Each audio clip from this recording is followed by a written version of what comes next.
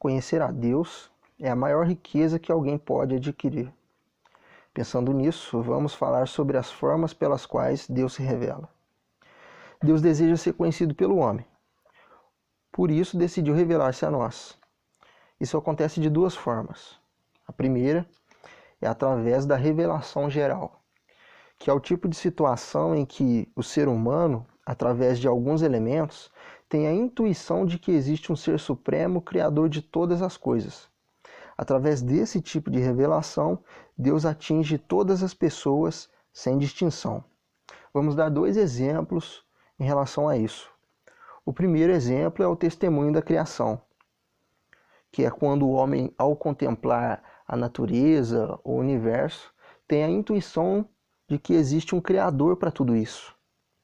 E o outro exemplo é a consciência humana, que se manifesta através dos conjuntos de valores morais e das noções de certo e errado.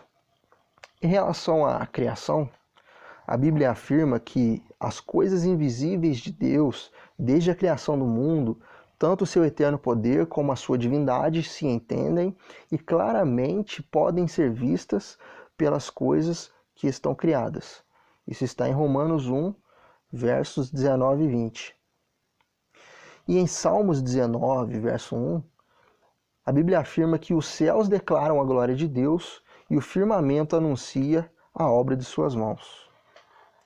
Em relação ao segundo exemplo, que fala sobre a consciência humana, a Bíblia afirma que quando os gentios que não têm lei fazem naturalmente as coisas que são da lei, não tendo eles lei, para si mesmos são lei, os quais mostram a obra da lei escrita em seus corações, testificando juntamente a sua consciência e os seus pensamentos, quer acusando-os, quer defendendo-os.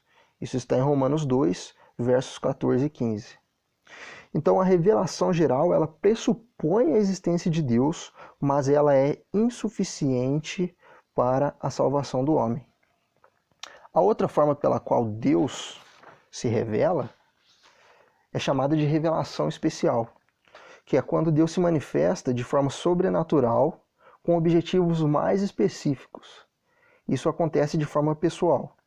Podemos ter como exemplo quando Deus fala com Abraão por meio de anjos, em Gênesis 18:1, quando Deus fala com Moisés através do anjo em uma chama de fogo do meio de uma sarça, em Êxodo 3:2, ainda através das visões e sonhos que os profetas tiveram no Antigo e Novo Testamentos, e principalmente por meio da encarnação de Jesus Cristo, que é o nome pelo qual os seres humanos podem ser salvos. E a respeito disso, em João, capítulo 1, versos 12 ao 18, diz o seguinte: a todos quantos o receberam, deu-lhes o poder de serem feitos filhos de Deus, aos que creem no seu nome, os quais não nasceram do sangue, nem da vontade humana, nem da vontade do homem, mas de Deus. E o Verbo se fez carne e habitou entre nós, e vimos a sua glória, como a glória do unigênito do Pai, cheio de graça e de verdade. João testificou dele e clamou, dizendo: este era aquele de quem eu dizia: o que vem após mim é antes de mim, porque foi primeiro do que eu. E todos nós recebemos também da sua plenitude e graça por graça, porque a lei foi dada por Moisés. A graça e a verdade vieram por Jesus Cristo. Deus nunca foi visto por alguém.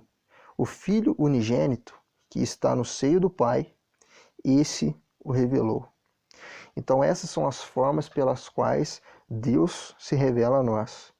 A revelação geral, que se manifesta a todos, mas que é insuficiente para a salvação, e a revelação especial, que é quando Deus se manifesta de forma mais específica e que principalmente por meio dessa revelação, através de Cristo, ele nos proporciona a salvação.